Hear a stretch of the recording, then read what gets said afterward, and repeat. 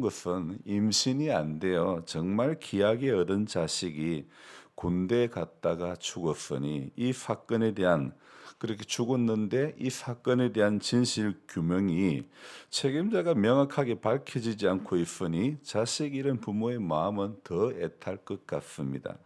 대한민국 경찰이 이 사건을 1년이 넘도록 한 점 의혹 없는 그런 결론을 내리지 못하는 무능한 경찰인지 아니면 누군가가 가리려고 하는 무엇이 있기 때문에 둘 중에 하나가 아닐까 생각해 봅니다. 여러분, 어느 누가 자기 자식의 죽음을 정치적인 문제로 휩싸이고 싶겠습니까? 저 역시 목사가 이런 이야기를 하는 것이 매우 조심스럽지만 최근에 아는 분이 자기 아들이 죽은 이야기를 하면서 수화기 너머로 엉엉 우는 소리가 너무도 생생하게 들려서 1년이 지난 이 시점에 자식 잃은 부모의 심정은 어떨까 생각해 보면서 조심스럽게 꺼내 봅니다. 여러분, 어떤 한 사건이 정치적인 문제에 붙들리면 언제나 사람들의 생각은 진실과는 상관없이 나누어진다는 것입니다. 일본군 위안부 문제를 보는 시각도 그렇죠. 위안부 문제를 보는 시각도 당시 일본 사람들에게 여인들이 아주 몹쓸 짓을 당했다 이렇게 보는 시각도 있고, 또 다른 시각은 여인들이 일본군을 상대로 성매매를 하였다고 보는 시각들도 있죠. 당한 사람들은 한없는 아픔의 시간들이었겠지만 남의 일을 보는 사람들의 시각은요, 이렇게 나누어지는 것입니다. 여러분, 같은 사건을 보더라도 해석이 다 다른 이유가 무엇일까? 오늘 새벽에 저는 이렇게 생각을 좀 해보았습니다. 이것 또한 아담의 범죄 이후에 인간 안에 들어온 죄성의 문제가 아닐까? 이런 생각을 해보았습니다. 여러분, 민수기 오늘 우리가 24장 1절부터 9절까지 읽었지만 먼저 이 민수기 오늘 이 본문 발람과 발락의 이야기는 22장부터 시작이 되는 것이죠. 그래서 민수기 24장으로 제가 먼저 한번 돌아가서 말씀을 드리고 결론을 내리려고 합니다. 당시에 유브라데스 강 일대의 최고의 주술가로 손꼽히는 한 사람을 22장은 소개하고 있는데 바로 발람이라는 사람입니다. 이 발람이 모압 왕 발락의 사주를 받고 나귀를 타고 그들을 따라 나섰다가 칼을 들고 길을 막아선 여호와의 사자를 만나서 이야기하는 장면이 나오는데요. 발람은요, 22장 33절에 찾을 수 있는 분들은 22장 33절을 한번 보십시오. 나귀가 아니었으면 진작에 너를 죽였으리라. 여호와의 사자의 말을 듣고도 돌이키지 않습니다. 진작에 나귀가 아니면 벌써 너를 죽였을 것이다. 하지만 그 사자의 말을 듣지 않고 34절 끝에 뭐라고요?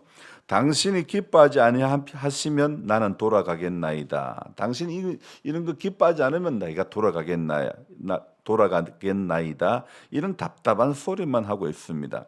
하나님께서는 이미 당신이 기뻐하시지 않으신다는 뜻을 밝혔음에도 불구하고 이 발람이 하나님께 물어본다는 것은, 이것은요, 다른 말로 하면 하나님의 뜻을 따를 생각이 아예 없다는 뜻, 싫다는 뜻, 그런 뜻이지 않겠습니까? 결국 발람은요, 자기가 하고 싶은 대로 하겠다는 것입니다. 오늘 사람들의 생각이 이렇다 저렇다, 사건의 진실과 상관없이, 아들 잃은 슬픔과는 상관없이 자기 하고 싶은 대로, 자기 생각하고 싶은 대로 하겠다는 것입니다.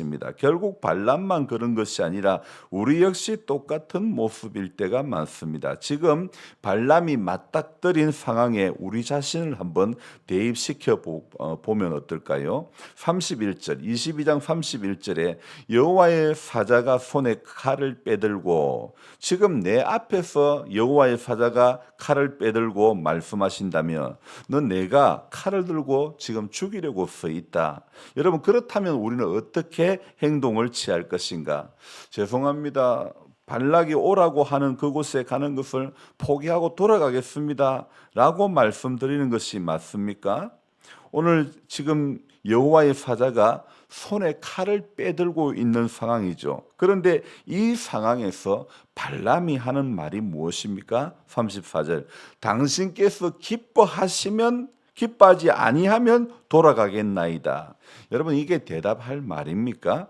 하나님께서는 끝까지 가고자 하는 발람을 막으시지 않고, 그래 가고 싶으면 가봐라, 이렇게 말씀하시는데, 그런데 하나님의 말씀에는 긍정적인 의미가 하나도 없습니다.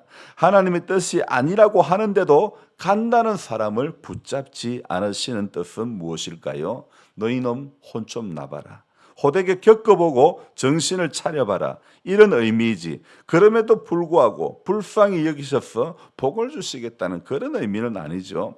23장으로 넘어오 봅니다. 23장 1절에 모압 왕 발락은 발람이 온다는 소식을 듣고 모압 변경 근처까지 친히 나와 영접하고, 오늘 1절에 보니까 23장 1절에 보니까 수송아지 7마리와 수양 7마리를 잡아가지고 아주 후하게 대접을 하고 있죠. 대접을 잘 받은 뒤에 모압 왕 발락이 이 발람을 데리고 간 첫 번째 장소는 어디입니까? 바알의 산당이었죠. 하나님께서는 발람의 입에 무슨 예언을 주시느냐 하면 23장 7절부터 10절까지 말씀을 봅시다. 여기에서 하나님은 이미 이스라엘 백성들에게 복 주시기를 원하는 것이 하나님의 뜻이라는 겁니다. 그런데 발락은 어떻습니까? 모압 왕 발락은 발람을 이용해서 이스라엘 이스라엘을 저주해달라는 것이 발락의 생각이었죠. 그런데 하나님은 이미 이스라엘 백성들에게 복을 주시기를 원하신다고 말씀하셨죠. 그렇기 때문에 발람은 저주를 할 수 없는 것입니다. 23장 9절 끝에 한번 볼까요?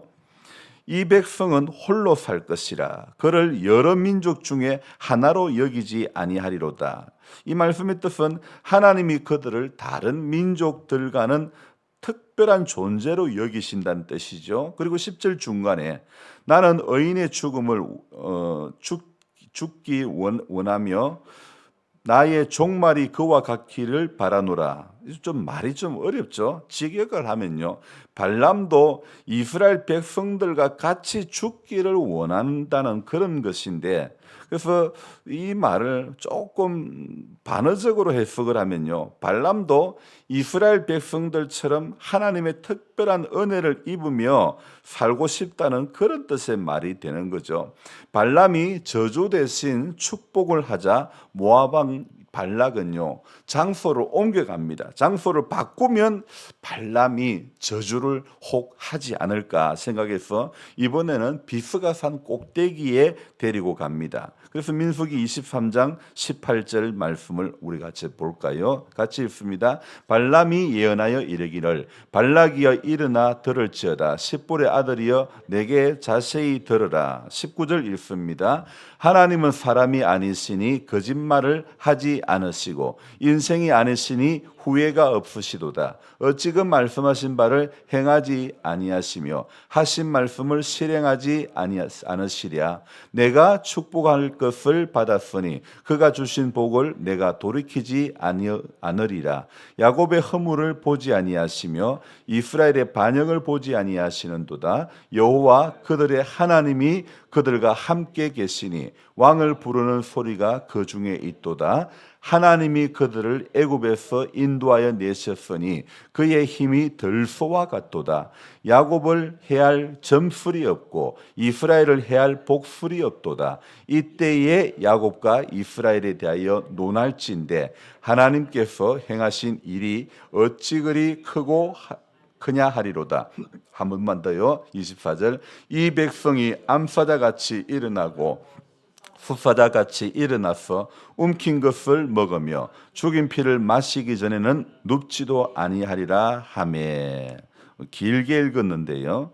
자, 오늘 21절에서 하나님은 놀라운 말씀을 하시고 있죠. 야곱의 허물을 보지 아니하시며 이스라엘의 반역을 보지 아니하시는도다. 하나님께서는요, 이미 복을 주시겠다고 선포하셨으므로 이제 이스라엘 백성들의 어떠하심과는 어떤 그들의 모습과는 상관없이 하나님께서는 반드시 약속하신 바를 이루실 것이다. 이스라엘 반드시 축복하실 것이다. 그래서 오늘 이 민수기 23장에서 굉장히 유명한 구절이 있는데 바로 19절이죠. 다시 한번 고백합니다. 하나님은 사람이 아니시니 거짓말을 하지 않으시고 인생이 아니시니 후회가 없으시도다. 어찌금 말씀하신 바를 행하지 아니하시며 하신 말씀을 실행하지 않으시랴.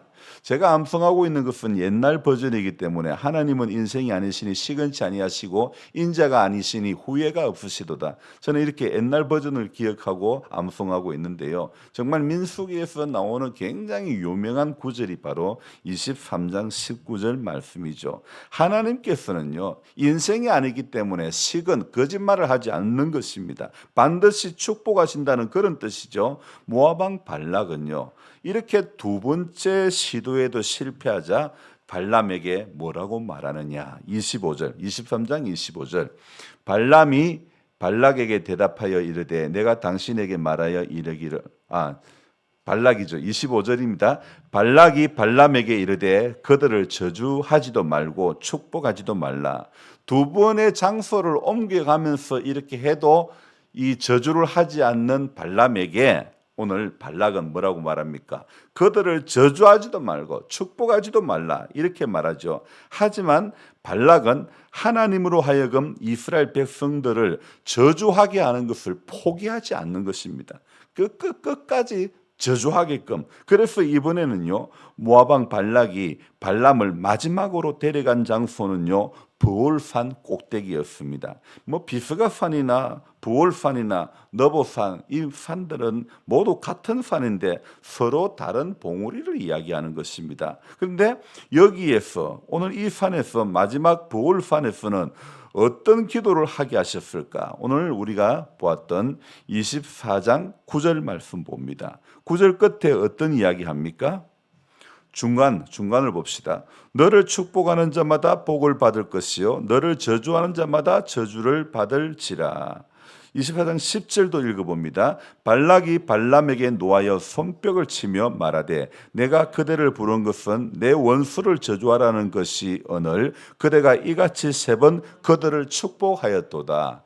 왜 발람이 축복했습니까? 하나님의 뜻이 축복하라고 하시는 것이 하나님의 뜻이기 때문에 3번 동일하게 이렇게 축복하고 있죠. 그래서 하나님의 이 약속은요, 오늘 이 민수기 23장 19절처럼요, 하나님은 사람이 아니기 때문에 거짓말하지 않으시는 분입니다. 그래서 하신 말씀은 반드시 행하시는 분입니다. 그래서 오늘 이 하나님은요, 우리를 다른 민족과 달리 특별한 존재로 여겨주신다는 것을 오늘 이 발람과 발락의 이야기 가운데서 말씀해 주시는 것이고, 또 두 번째로는 우리의 어떠함과는 아무 상관없이 우리에게 복을 약속하고 계시며, 그리고 세 번째로는요, 우리를 축복하는 자를 축복하고 저주하는 자를 저주하시겠다고 약속을 하고 있는 것이죠. 그러니 발락이 아무리 저주를 요구해도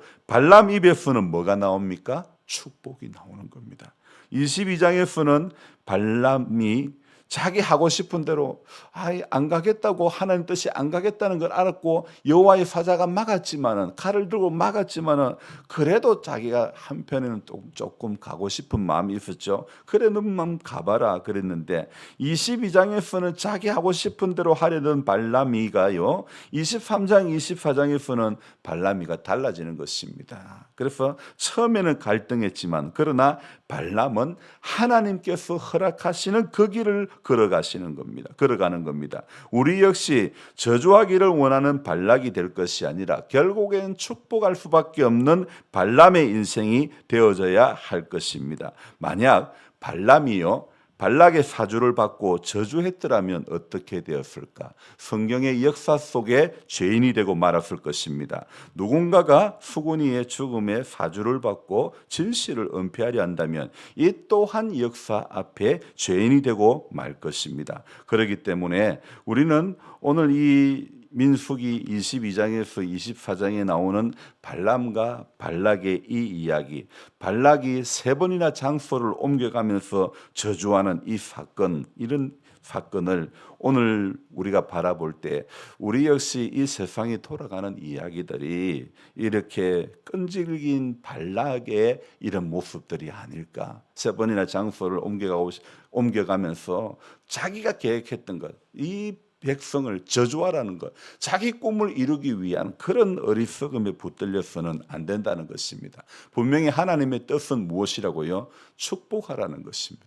축복하는 것이 하나님의 뜻이기 때문에 아무리 장소를 옮겨가도 발락이 원했던 그런 답이, 그런 저주가 나오지 않는 것입니다. 그래서 우리는 오늘도 하나님의 말씀이 약속하고 있는 대로 행하고 순종하며 살아가는 것, 그럴 때에 오늘 민수기 24장의 9절 말씀처럼 너를 축복하는 자마다 복을 받을 것이요 너를 저주하는 자마다 저주받을 것이라. 이건 누구에게 약속한 것입니까? 아브라함에게 약속한 그 약속을 오늘 이 민수기에서도 약속을 하고 있는 것이죠. 그러니까 저와 여러분들이 오늘도 복된 인생의 길을 걸어가기 위해서 말씀에 약속하고 있는 것, 인생이 아니시니 시근치 아니하시는, 거짓말하지 아니하시는 하나님의 약속의 말씀, 후회를 없게 하시는 그 약속의 말씀을 붙들고 오늘도 달려가는 하루가 되어져야 될 줄 믿습니다. 기도하겠습니다.